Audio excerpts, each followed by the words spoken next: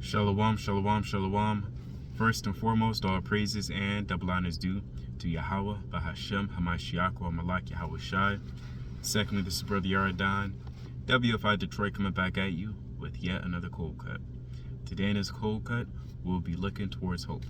That's the title of this video, and the reason being is to really grasp the idea and understanding of what hope is. And of course, we'll go through the precepts, bring out points, so on and so forth. But all in all, Abaratazai Israel may understand what it really means to have hope in these last days by the end of this video. So let's dive into it. This is the book of Hebrews. I'm going to get the classic verse. Brothers may know already. So let's get it. This is Hebrews chapter 13, verse 1. Oh, Salakia. 11 and 1. Now faith is the substance of things hoped for, the evidence of things not seen. Now, although faith and hope go hand in hand, I will go a little further to say that hope is a more desperate form of faith. Now, the reason being is because when you find yourself in certain situations, you have, or certain minor situations, you have faith in the Lord that this is going to happen. There's a little bit more evidence behind faith. But where there's hope, that's when you're feeling desperate. It's a pipe dream, when you go into the definition. It really feels like it might not happen. You just hope that it does, But faith is a little bit more, you got a lot of confidence in it, if you understand what I mean. But again, when you go on the contrary, when you go back to hope, it's more of a desperate form of faith, So Abaratazai makes sense to those who have an ear, let them hear. But nevertheless, you do have to have faith and hope in these last days. All hell is breaking loose, and of course we say that a lot. But when you really look at what's going on around the world, you will understand that it's definitely happening. I mean, you can take China and Taiwan for an example. America just sent more troops by Taiwan. America sent I forgot the name, but they sent a tank in Ukraine. And if you know anything about Ukraine, their enemy at the moment is Russia.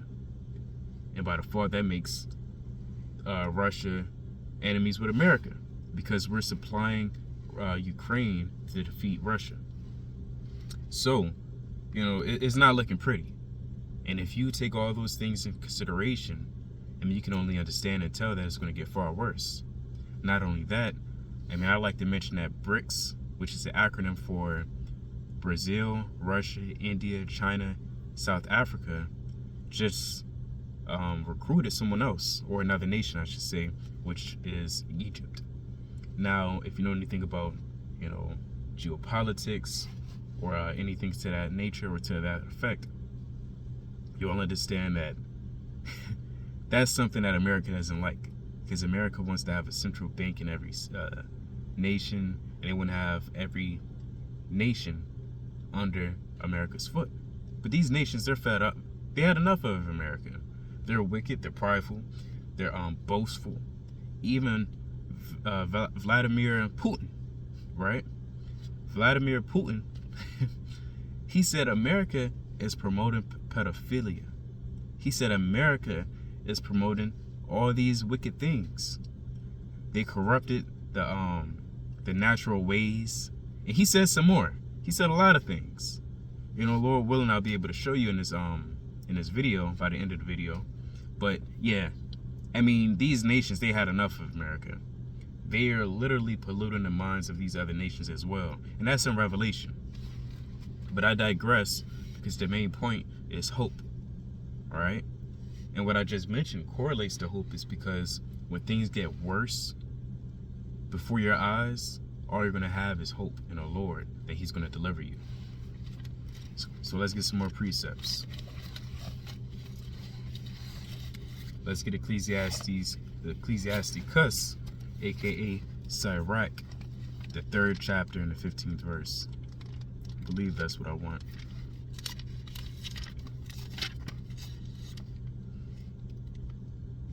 It reads this. In the day of thine affliction it shall be remembered. Thy sins also shall melt away as the ice in the fair warm weather. I'm going to read it again. In the day of thine affliction it will be remembered. What's going to be remembered? The things that you've done for your family members, or specifically within this context, your mother and your father, your elders. That's alms, and that's honoring your father and your mother. That's keeping the commandments.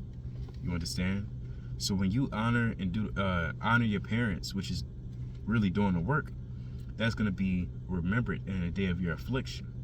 And you have to have hope that the Lord's going to deliver you, right? And you have to have hope that he's going to acknowledge your works, that you may get delivered. So in these last days, you can really only have hope. I guess it's safe to say you can only have hope if you've done the works, such as pray, fast, keep the commandments, which is, loving your brother as you love yourself, as the scriptures say in Matthew the 27th chapter. So let's get another precept. Ecclesiastes, no, not that one. Let's get Second Ezra 12 and 46. I can't have hope when I've lived a wicked life. When I've done nothing but wickedness and just lived a life full of sin and debauchery, and that day I have hope that the Lord's gonna deliver me.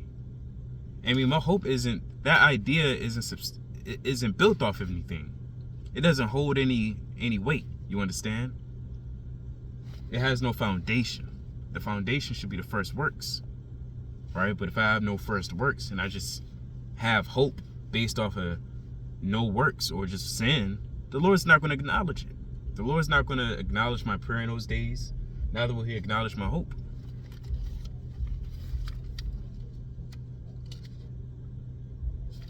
So let's get another one. That reminded me of another precept.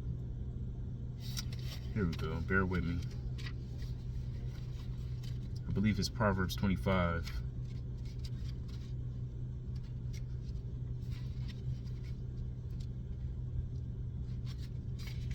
Bear with me. I just wrote it down. 25 and 19.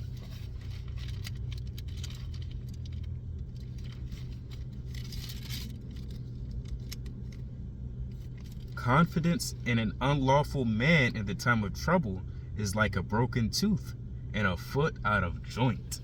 Damn. So imagine that you have confidence in the Lord in Jacob's trouble, but you was unfaithful. You was unfaithful from the beginning, and you have confidence in the Lord. Your confidence is just it weighs 0 pounds. It weighs nothing in the eyes of the Lord. The Lord is weighing everything in a balance at the end of the day, as it says in 2nd Ezra. So, I mean, if this holds no weight, why would I want it? Why would you want something that's worth nothing, that can weigh nothing? That's folly. So, let's get another precept. Wind it down. Just a few more. Out of here.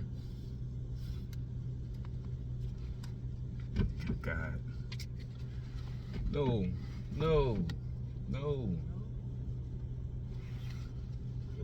Cool, brother.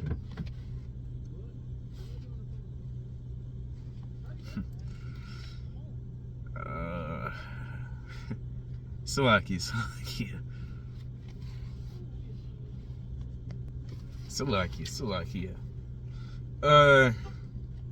Yeah.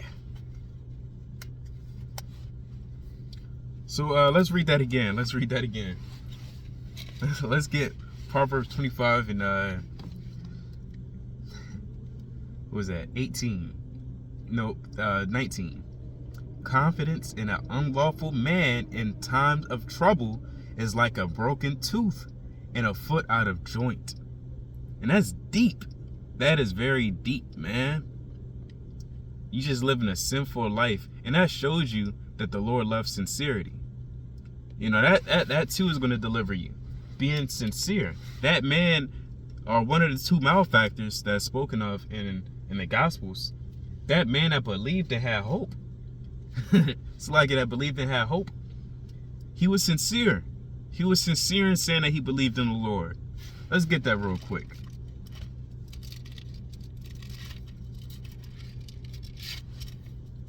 Matthew 27. Nope. Let's start up a little bit more.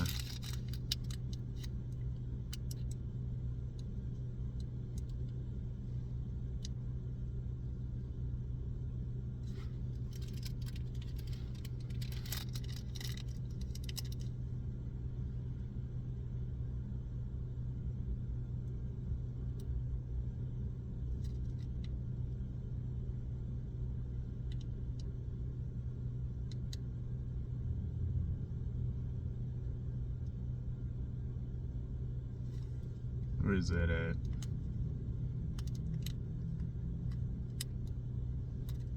Matthew 20. Bear with me, let me pull it up.